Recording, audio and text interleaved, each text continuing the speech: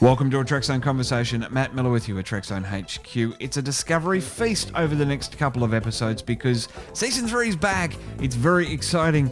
Everything is right with the world once again. My Talking Trek co-host Lee Sargent will be back on the next episode. Today, though, Larry Nemecek, Dr. Trek himself, diving into all the minutiae of Star Trek Discovery's third season. Let's get into it. Beaming around the world for over 450 episodes. Now on Facebook Watch, YouTube, and wherever you get your podcasts. This is a Trekzone Conversation. And a special edition of a Trekzone Conversation. I'm so thrilled to be back with Dr. Trek, Larry Nemecek. Thanks so much for your time today, man. I really appreciate it. Oh, sure thing, Matt. Sure. Now, we are 5 episodes into Discovery's third season. This troubled child that we've talked about so often over the last couple of years sort of seems to have gotten through its rebellious phase and is now a fine young adult. It's not so much its rebellious phase as it feels like it had parents and foster parents and step It parents. was bounced around from the in the foster system. Right, or something. Maybe that's a little cruel, but yes, I think it was more external than internal there. But no, I think I think it has found its way. As I don't know about anybody else, but I was predicting this, like the minute they came up with this jump to the future. I mean, part of it was obvious, but I think it's even more profound than maybe what some people were thinking. Oh, just canon terms, like matching prior canon. But I think the vibe has come along too. I think the characters have found that in the way they keep mixing up the character mix. It's certainly been refreshing. I think that there's still some nitpicks that can be picked. Lee and I, my Talking Trek co-host, and I were talking yesterday in a recording that unfortunately failed. We're going to pick that up again on Monday. But we were sort of going into that and just looking at a few things that maybe they're continuing on with, because I guess that's sort of thinking about it now, that's sort of the way that the series has been built, that Michael is, the center of attention. She's the star of the show, and there's nothing necessarily wrong with that, but they've sort of morphed it from being Brian Fuller's original idea of focusing not on the bridge to focusing on the bridge. And now they've got to bring all those characters back in, and somehow we've got to have an ensemble show without too much of an audience appetite for an ensemble show like we had of Trek in the 90s. There's this two-way street about what happens with every, we always say what happens to every movie, especially, but the series as well. How are you going to do exactly the same thing as before, but in a whole new way? And also, how are you going to attract the most loyal, Trek audience, but then bring in new people? I mean, those are two balancing acts that every new series, every movie has to go through. And they were relying, I think, on, the bar at first was Game of Thrones, and it was all spectacle, and it was space. What can we do with our CG, our cinematic TV? And they've gotten over that, aside from the change of parents constantly, but the rough birth. But this thing about they had all these spaces, and I love how they took pains to give everybody a name and a rank, and they've even made fun of it. Okay, when Pike said, "Okay, I want you all to go around the bridge and tell me your names," it's like, thank you for doing that, Chris. So we can learn. And after 2 years, 2 seasons, 2 half seasons, so. It's been wonderful, but I think you've seen the fan base. I think you've seen the audience react to going, "Oh my God, they're using OO and Detmer. Oh my God, the guys, everybody is getting to be in the," which is a little weird. Saru keeps putting different people in the con when he's off the bridge. He and Michael are both off the bridge, which is interesting. It's like, let's go down the lieutenants and see who else we've got in here. So, it's Bryce now. Oh, it's, go down the list. But I think just letting that happen and breathe, and having this arc with Detmer, aside from all the big picture, find the Federation and what's the burn and all the guest stars they brought in that have been wonderful, and adding Drew and Ian into the cast, the two characters, the non-binary and trans, all of that is getting the top line news, but just using, I always say, use the universe. Don't do fan service, just use the universe. And it's almost like this is like a microcosm of that. It's like, just use your cast. Yeah. And they're all, you didn't hire, bad people. I think they can handle it. I think she's handling it just fine. So as in the Detmer role. So, but it's the standalone thing though is this season, you can look online and you see fans reacting to things. And yeah, we had ship porn and guy crying. Okay, and everybody, but I loved how we went 1 week from saying, oh, the whole season is like DS9 to now it's, oh, the whole season is a nod to Voyager, which is cool, which also says to me they're weaving a tapestry that is appealing on different levels, which is and different sections of fandom. But I think it's also in the long run going to appeal to new viewers who don't know Star Trek already. And if those things appeal to people in the past, I think they'll certainly keep appealing to people. The sense of hope, and it's amazing. I think more and more people are figuring out and remembering that the season was conceived like a year and a half ago, and it was filming like in April and May and June, and they wrapped, about the time they wanted to. It was extended because of the COVID lockdowns. But if this season was written as an homage to the weirdness of a pandemic and lockdown and all that, it was great foresight because they had no idea. You know what I mean? But it's really resonating as a metaphor on living in the pandemic too. But it's really been like a great. I know people 20 years now go, well, every Star Trek gets better in its third season, but there's this whole combination of factors that are making it feel true this time. Yeah, absolutely. It's. I did love the Starship porn. I thought it was a brilliant homage to the motion picture. The Voyager cue that was in there as well. They're striking the right notes, and I think that they're doing a good job about balancing fan service with getting on with the story. I think what I loved most so far is that we've already found the Federation 5 episodes in. There really wasn't a lot of fluff of, oh, here it is. Oh, no, it's not. Oh, here it is. Oh, no, it's not. Here it is. Yes, it is. And we're back in. And Starfleet, as, dare I say, crude word warning, as dickish as the CNC was, I think that's exactly what would have happened. Lee yesterday said, imagine if a World War II battle cruiser came through after the Philadelphia experiment, would we just let them roam the high seas? I think not. I think we'd bring them in, we'd retrain them, and we'd have that ship as an antiquity. So hopefully... you would debrief them, find out what you knew. But if it was even more ominous than that, what if we had no idea that the Philadelphia experiment existed? Yeah. You know what I'm saying? They had that 32nd century, whatever, Starfleet and Federation. I love the way people just throw it together now. They had no record of a discovery. Well, they did. They said it was destroyed, right? They had no record of the cover up. They had no record of the why. So they didn't even know that there was a Philadelphia experiment, that something happened and it was disputed and all that. It was just a cutoff. It might as well have been the USS Fred for all they knew, just another ship that was lost somewhere along the Pantheon. So it was totally what I thought was great. And we were talking the whole first 5, but what I thought about that show was they were big enough. It was very personal. It was almost like a "don't you know who I am" thing. Yeah. It was like, we know we're the good guys, but we're such good guys. We know you don't know that. And you're doing it was annoying and frustrating, and Burnham wanted to take a couple of shortcuts, and Saru stopped her because that would have sabotaged their standing with people who didn't know them. But no, we're good guys. We're entitled to cut corners. I mean, nobody knows that. So, but that's that's a mini metaphor for life. That happens to people all the time. Yeah. And you have to put up with the ignorance of the new to, they're not bad people. It's not a bad situation, but you just have to suck it up and take the time to prove who you are, because there is no other way to do it. And then you have to intellectualize, you have to have a superior cortex and know that you can't just act in the moment. You're planning for the future with these people. And then you see that at the end when they go, oh, well, you did think outside the box in ways that we had shut ourselves down to.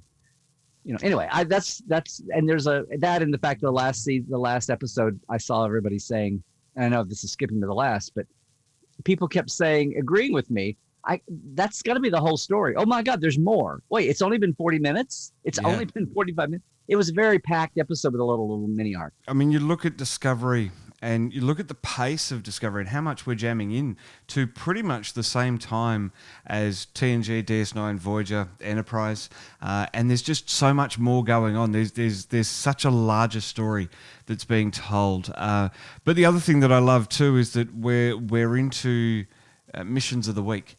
We're off to the to the seed ship. We're resolving that in a week. We're saying goodbye to a crew member. I don't know whether we knew too much about Nan to really care that she's gone. She's not necessarily gone. She's just left. She's not an Arium, but still. Yeah. But yeah, it's one thing that I'd love to see in episodes to come, and it's going to be striking the right balance to really flesh out this ensemble. We don't know too much about anyone aside from Detmer's got a little bit of maybe PTSD. I was there trying to help her out. Obviously, we know Saru and Burnham. By the way, where has Adira gone? Starfleet just took her. What's going on with Giorgio? Yeah. There's so many threads, Larry. Yeah. I can't keep up. Yeah, Georgiou and David Cronenberg, excuse me, that mystery. Is that a future version of Section 31? Oh, it has to be. It's like, but what you said there for a second, that's what I really noticed in the first two seasons, with all this emphasis on the streaming storytelling, on the serialized storytelling, I should say. With all that serialization, and they're playing around with it. And yeah, we've got veterans who've worked on other serialized storytelling. I mean, if you want to say Lost, you want to go back to DS9 pioneering it, but certainly Lost is what broke it open, right? That's been, 15 years already. Mm. And it's not like, we have to learn how to do this, but you have to learn. Trek is a very specific storytelling, and it was a little bit of an adjustment for people to get used to lead, second banana, everybody else, or lead with a triangle. The original series storytelling format with the ensemble, and figuring it out that, in 26 episodes, there's probably going to be more data shows. Picard, obviously, and then everybody else gets 1 or 2 shows a season. And maybe that's probably more like 4 or 5 for Data and 1 or 2 for Geordi, sadly, or 1 or 2 for Beverly. And none for Travis Mayweather. And then for Travis Mayweather, right? Hashtag justice for Mayweather. Oh, very good. Very. Is that a new thing coming up from down under? No. Yeah. Travis gets. I'm pioneering Travis gets a show, a series. Maybe 2. So, but yes, you're right. But I mean, that's a paradigm shift that people had to get used to, and they got there finally. People just the audience had to get used to it. So. Oh, good on these, it's been a chaotic writing. That's the whole point of this. It's been a chaotic writing room, but there have been some hands through from the beginning, but it's right or wrong, crazy or calm. It's been a long road getting from there to here, to writing from old Trek to new with the mix. And I think they're finally figuring out the best of all worlds, because the bottom line to me, as I realized as this season went along, I mean, it's troubled me that even after 2 years, I haven't done I've gone back and looked at individual shows, but I haven't done a rewatch of the first 2 seasons yet. And it bugs me that I'm like, is it me or is it them that I can remember? I remember the Vulcan Hello, because that's the pilot, and the Battle of the Binaries. And then Context is for Kings was the first one. And then after that, I have the crazy long title one was one of them. And then the one about, I say I know it, the one that's the mud, the crazy show. Oh yes, yeah, yes. Sane.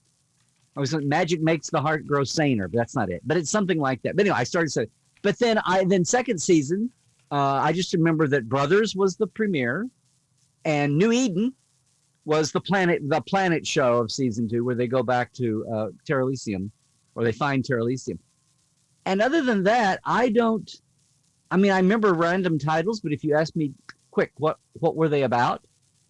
This season, I know it's The Hope Is You, Part 1, whatever that means. I know it's Far From Home, People of Earth, Forget Me Not, and Die Trying. The titles make sense because I remember specific. Yeah, there's an overarching arc. Yep. But you remember the tone of each show, you remember the title that goes. I mean, I think I am, and I know a lot of people have been like really immersed in the first 2 seasons, and that's cool. But I'm just talking about from a surface level of working where I'm working right now. This season, the titles stick and they make sense, and the episodes stand alone with their own character. And I could even say that after 5, I usually don't get into this. I think People of Earth may be the weakest of the 5 so far. Somebody, I'm sure, will disagree with me, but I don't mean it's bad. I just mean that it didn't bubble up as much, even though it was trying and I wanted it to. There's a couple of logic holes in People of Earth that I am not happy with. But other than that, I mean, I've enjoyed the whole season. But my point here is that I can think of them as individual shows, even though it's serialized, which is what you were saying, right? Yes. Yeah, exactly right. Yeah. And they feel like something you can grab onto individually. Yeah. Yeah, and that's really the way that streaming has gone, is that a season is a bite, whereas in the past an episode was a bite. And I think that's obviously the way that they do it, because the longer that they can keep you on their platform, the less time you're on a competitor's platform, and they're earning money off you and not data mining you at all. They don't know anything about you. Well, and every series, every series isn't Star Trek. I mean, the earlier series weren't serialized, and people have been rewatching them and not watching other shows. A chunk of audience has been rewatching original series for 50 years, or Next Generation for 35 years or whatever. It's not like they had to build them to be that way. That's just the way they were because they were that way. But still, they feel the need to filter, Discovery and Picard. Now, whether Strange New Worlds, I think this is Strange New Worlds is being touted to be a throwback, an optimistic show with a mission of the week. Probably have, I mean, if nothing else, there's at least one through arc, which is getting all the characters, especially Spock and Pike, getting the characters to where we know they wind up. So if nothing else, there's an implied arc there, especially with Pike. Yep. And the fact that as long as they do it after, it's set after the time of his Discovery run, which I think that's obviously what they're doing. We know that he's already been back on Boreth and had the time crystal encounter. So he's already got, not only do we know what his future is, he knows what his future is. And there's an arc for you to stick in, but it's not a heavy handed, we've got to find the mystery of the Red Angel time 5 lights, thing. It's not this overarching, here's the brass plaque for this year. We've got to find the Zindi, it's not a screaming at you thing over. So anyway, but if that's what's happening, then this is turning into a great warm up for that. Yeah. As far as like finding the formula. And I think part of this is just them relaxing, the writers, and just going, and having the freedom to throw in the USS Nog if they want to, or let the visual effects team do that if that's where that came from. And all the other little things, letting the art people, letting the costumers just go and relax and have fun. And you say fan service, I say use the universe. So, yeah. I mean, the Nog was kind of and the Voyager J was kind of spoilers, was kind of a direct shout out, but it's okay. It's fun. And they smooth that over. There's times when they even like throw out a line the line where, what is it? Is it when they're interrogating Burnham? Some other moment. And somebody says, do you always emotionally overreact? Yes. Situation. Yep. And she gave him a look like, And if you notice this episode, she's been playing it much, much closer to the vest, if you can say that. Yeah. I'm watching her after that tour de force in That Hope Is You, when she had the I'm high for half the episode, which is what that called for. It was great. But since then, she's been playing it much, I don't want to say straighter because that sounds boring, but she's just pulled it in a little bit and kind of matched because they're so up. And I guess maybe that whole thing of she was out there for a year that we didn't see, and she keeps, and maybe that'll, as she reunites with Book, maybe they'll come back to that about what happened that year without being so vague about it, anyway. And she's really personifying the Discovery that was, and Saru's there pulling her back and just going, "Hey, we're not that anymore. We're not going to fly rogue, and we don't have Lorca as the captain. I'm the captain now." He might say, and just bringing that forward and showing that this third season is where Discovery's at. They're already renewed for a fourth season. They've already started work on that. Working on fourth, right. And I think that's a really cool thing, because there is so much engagement on social media for Discovery especially.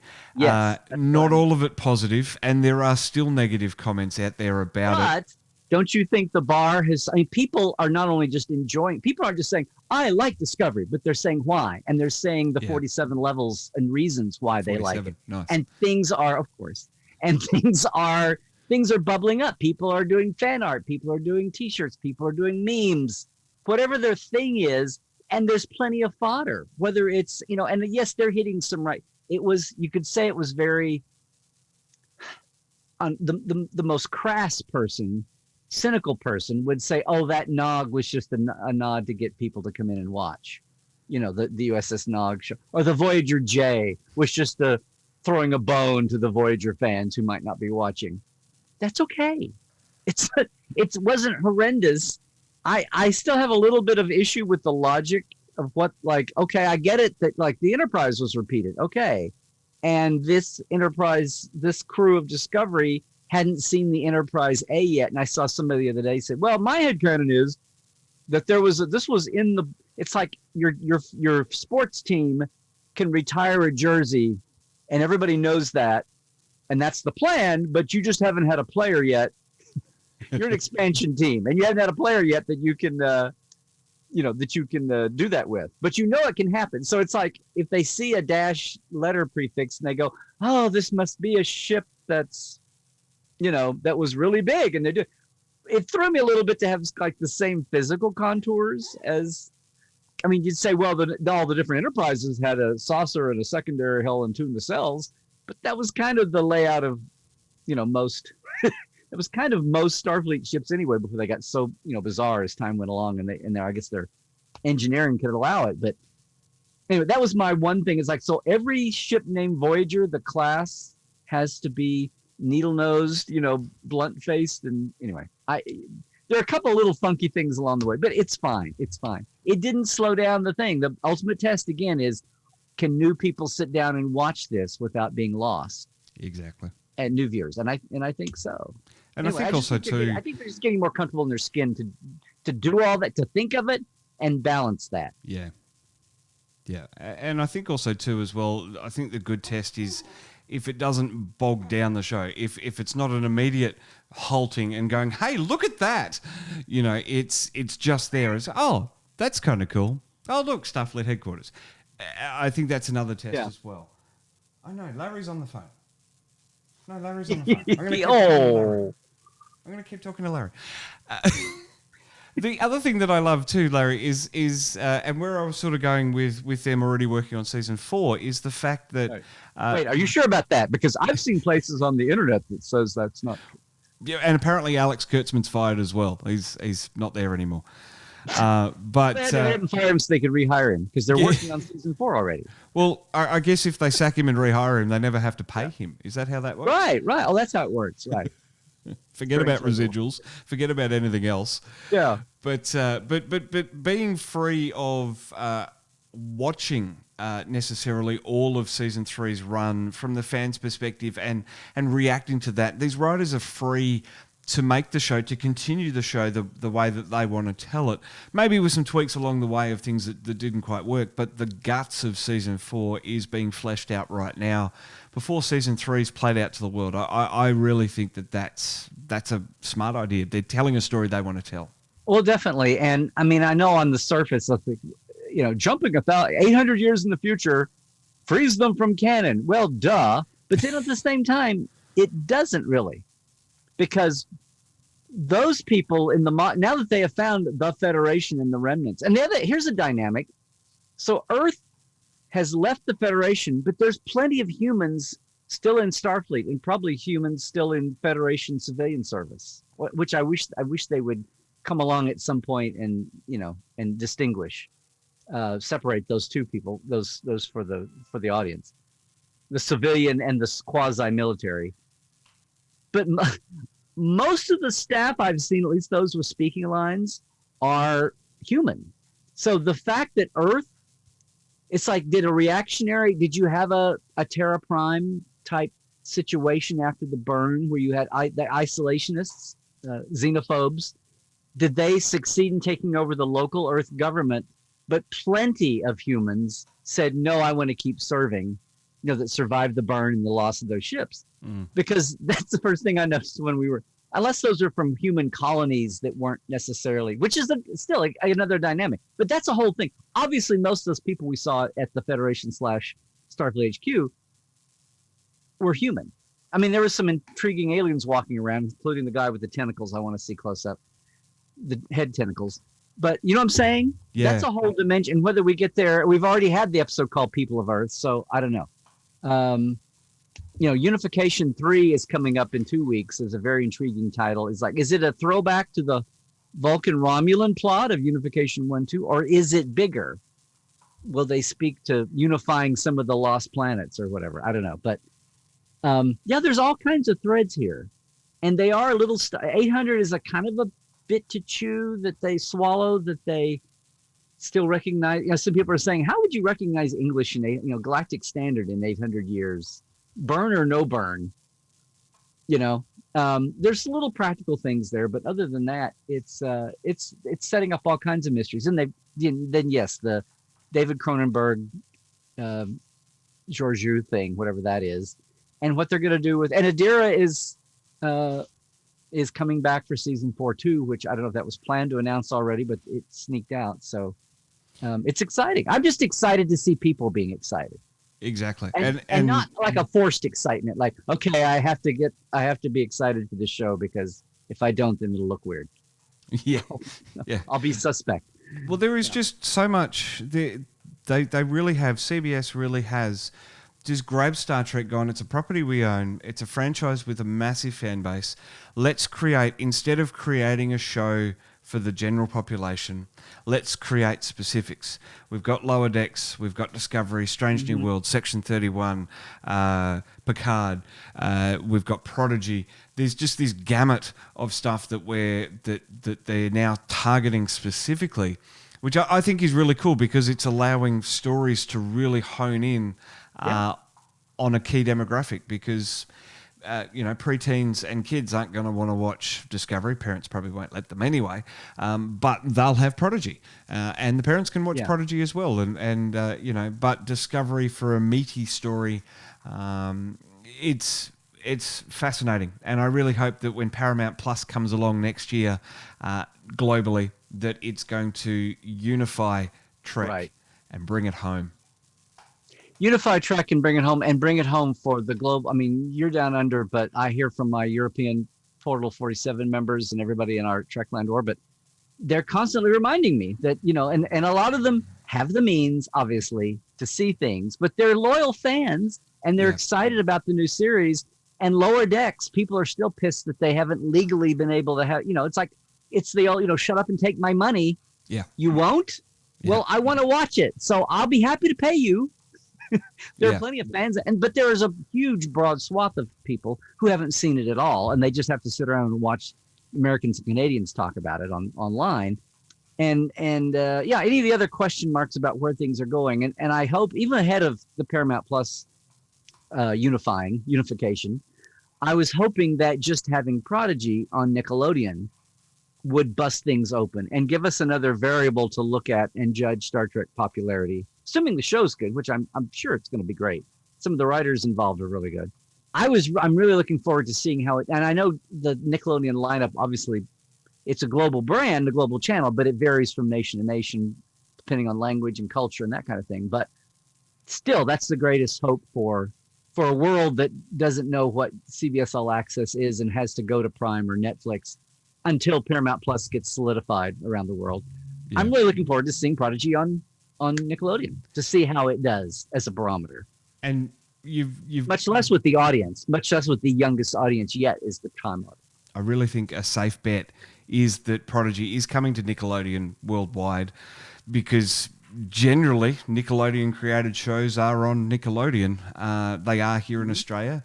CBS's or Channel 10 here has launched the new Channel 10 Shake, which is a combination of Comedy Central, Showtime, Nickelodeon, all that sort of stuff, all wrapped into one. So it'll be really interesting to see actually where that's placed, whether they put it on the pay TV service or whether they do put it on the free-to-air service, because this 10 Shake channel has kids programming 6 to 6 during the day, 6 a.m. to 6 p.m. Mm-hmm. So it'd be really interesting if, say, Prodigy, I don't know, headlined on a Friday night at 6 p.m. That would be really interesting.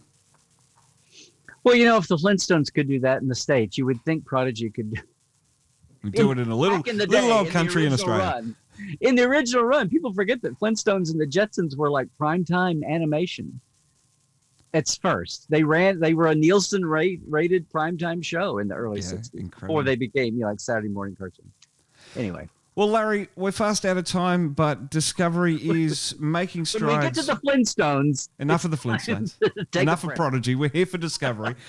There are 8 more episodes to go. Some titles have been released. It's coming out weekly. I think the brilliant thing, again, with streaming, there's just so many right things that we can just get a 13-week block of a show. We can sit down and watch it. By my reckoning, and I assume that they're going to do it, they might hold it over a week, but we'll have an episode. And in fact, they probably will hold it over a week because we're going to have an episode on Christmas Eve, Christmas Day, which I don't think is going to happen. So we could be wrapping by January 14. Yeah, well, Christmas Eve here in the States, it's Christmas Eve and then New Year's Eve. So if they plow right through to be done by early January. I mean, I initially liked that. I hated it when the first season, they were tentative. They were trying to feel their way, I'm sure, and and they haven't as extended a real time as extended a run as they could and took the break over the holidays and not fight that distraction. But I know I kind of like this blowing through. The old model, the regular old 26-year commercial networks with commercials. They would, we never got this kind of run when they first came up with the marketing. Well, 10 straight weeks of Lower Decks and then 13 straight weeks of Discovery season 3. And then someone said, let's say it's 23 straight weeks together. I mean, that was unprecedented. People said, well, a season was 26, but an old school season. I love saying old school season. An old school season, which many shows still use today. It was never 26 straight weeks. There were always, they'd do 4, 5, 6, maybe there'd be a break. They'd load up in a sweeps month. There'd be a break. There'd be a holiday break.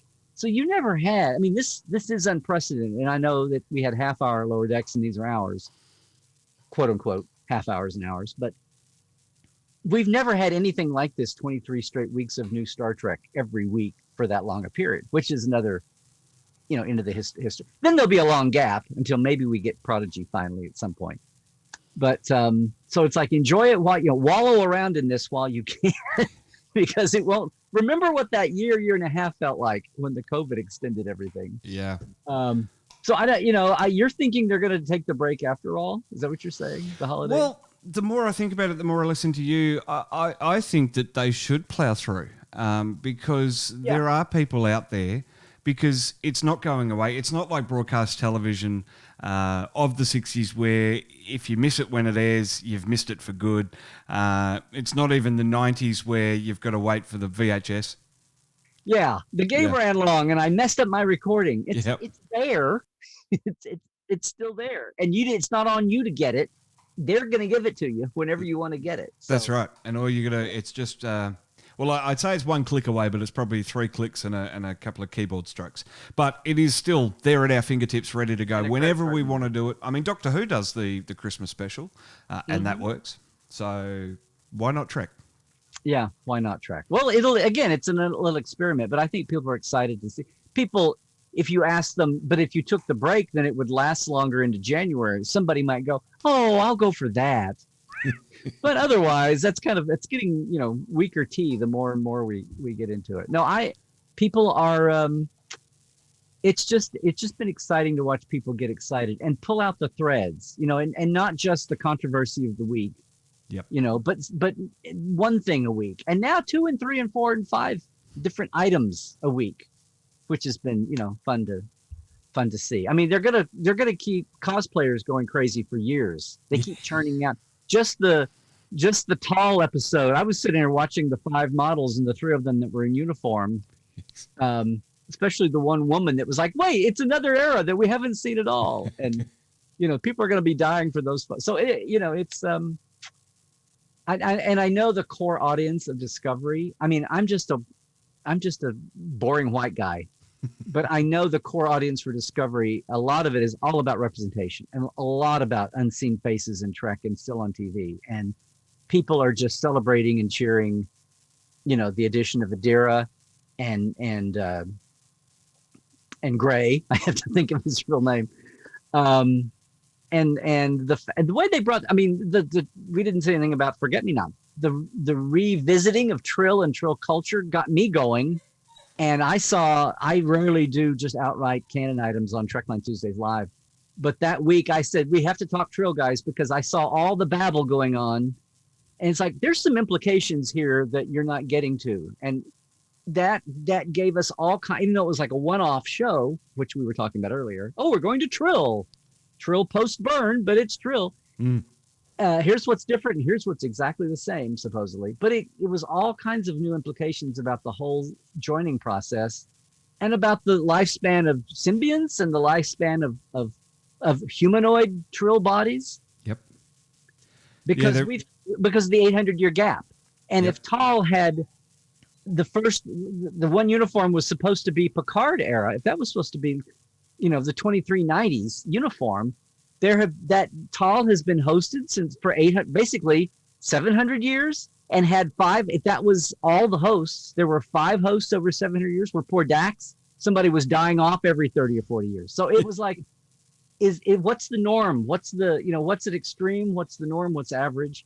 But it was exciting implications about how long the Trills themselves last, or does joining with a symbiont extend your lifespan, or do symbionts get bigger as the years go by? Or there is so much to dive into, and this is the best thing about our franchise, is that we know that there is so much to dive into, far more than we can do for now, because we are out of time, Larry. People can find you on Portal 47.